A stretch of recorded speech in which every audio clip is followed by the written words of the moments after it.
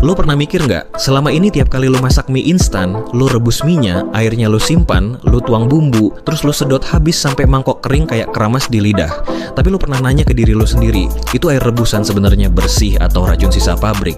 Banyak orang mikir yang bikin mie instan nggak sehat itu cuma bumbunya doang. Tapi faktanya, justru air rebusannya yang sering nyimpen dosa paling banyak. Jadi duduk manis, karena gue bakal bahas tuntas. Kita kuliti pelan-pelan kenapa air rebusan mie instan itu bisa jadi bom waktu yang lo telan sendiri. Pertama, mari kita bahas dulu mie instan itu apa sih? Ini bukan sekadar mie. Ini produk industri. Dibuat di pabrik. Bahan mentah digiling, dibentuk, digoreng dalam minyak, dikeringkan, dikasih bahan pelapis, dan dimasukkan ke bungkus. Lo pikir selama itu bersih? Nggak, bro. Lo rebus itu mie, dan semua sisa proses produksi itu ngambang di airnya. Mie instan banyak yang dilapisi zat anti lembab, semacam lilin makanan. Tujuannya biar nggak lengket. Terus digoreng pakai minyak yang dipakai berulang-ulang di industri, yang udah rusak strukturnya. Lu rebus minyak, lilin dan sisa minyaknya luntur ke air. Terus lu sedot, lu minum sari pabrik, bukan kuah. Belum lagi bahan pengawet TBHQ, third butyl hydroquinone. Antioksidan sintetis buat mencegah minyak tengik.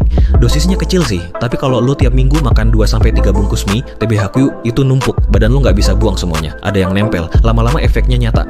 Gua nggak mau lebay ya, tapi ini serius. Air rebusan mie itu bukan air biasa, itu cairan sisa proses industri makanan. Lo ngerasa aman karena enak, padahal organ lo protes diem-diem. Ginjal lo kerja lembur, hati lo filter toksin lebih keras. Dan lo heran, kenapa tiap abis makan mie suka mual, pusing, kembung, kulit kusam, susah bab? Ya karena racunnya pelan-pelan main di dalam. Sekarang ada juga yang bilang, tapi kan pasta juga direbus, airnya juga bisa diminum. Ya, perbedaan besarnya, pasta nggak digoreng pakai minyak rusak, nggak dikasih lilin, nggak dikasih pengawet dalam jumlah banyak.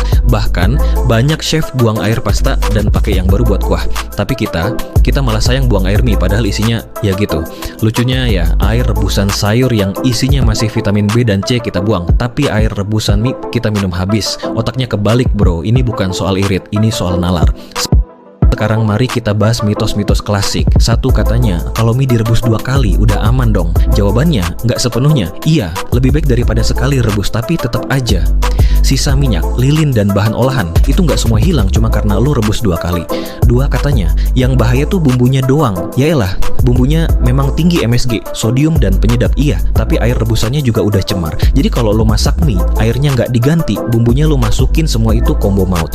3, gue udah makan mie instan dari kecil dan masih hidup tuh. Ya lo masih hidup tapi sehat nggak? Masih kuat olahraga, masih gampang fokus, masih gampang buang air besar. Jangan cuma ukur hidup dari masih napas, ukur juga dari kualitas hidup lo.